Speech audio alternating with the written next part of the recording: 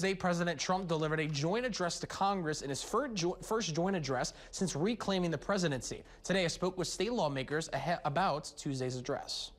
It was great, and I think President Trump said what we're all feeling, and that is we live in the greatest country in the world, and we've got a bright future. I was disappointed in the entire deal because it turned into a political grandstanding from both sides of the aisle. Tuesday night, President Donald Trump spoke to Americans about, quote, the golden age of America and how his second term is turning out. In his speech, President Trump touted his executive actions. I think the success of the executive actions is really has been a repudiation of Democratic policies, and it just was crystal clear to me that the Democratic Party really needs to do some soul searching before they become irrelevant. And included shedding light on the war in Ukraine, taking care of law enforcement, and his mission to, quote, rediscover the unstoppable power of the American spirit. The president defended his Republican Party on topics like border security, DEI policies, and DOGE. I think that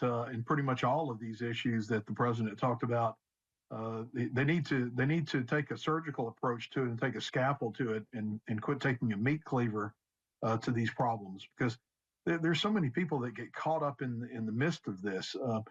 DEI doesn't apply to everything, but there are some things it applies to that's a very good program, and it's something that should be looked at very carefully. The president also spoke directly to farmers about selling goods in the American markets after President Trump announced 25% tariffs on our neighboring countries as the U.S. battles retaliatory tariffs from Canada and Mexico. Democratic State Senator Jay Luno says that's detrimental. Well, the rice farmers in central Louisiana and in southern Louisiana as well, with the embargoes with Cuba, it really, those embargoes hurt them because they're not able to sell rice down to Cuba. And tariffs, while they're not an embargo, or make it very difficult because they increase the price of everything. And certainly when we place tariffs on those products, the other countries are going to reciprocate. Republican State Representative Gabe Firment says there is some level of uncertainty, but believes tariffs are about fairness. The president spoke of reciprocal fairness and reciprocal tariffs, and we're going to charge tariffs to the same level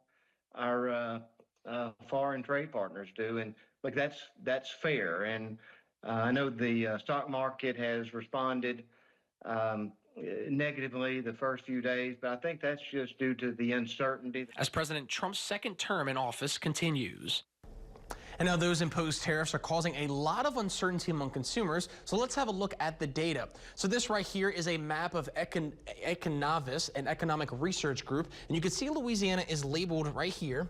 So you can see 42%. And it's number one in the state or the nation for being around for exports, with 42 of the state's total GDP being based around trade. Next in line is Kentucky, you see there, with 40%, followed by Michigan at 35%. And right next door, let me see if I can get that thing going. There we go. I guess not. There we go. Okay.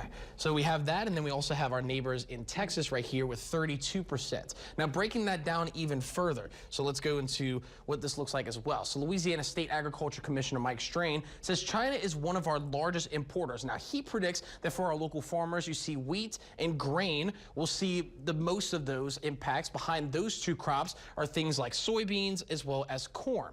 And they're also going to see some price changes, but those changes may not be increases. And some South Louisiana farmers believe we may see price decreases instead, since tariffs could limit the amount of product that we export, therefore leaving more local products in our state's markets. But only time will tell as these tariffs take effect on the global markets.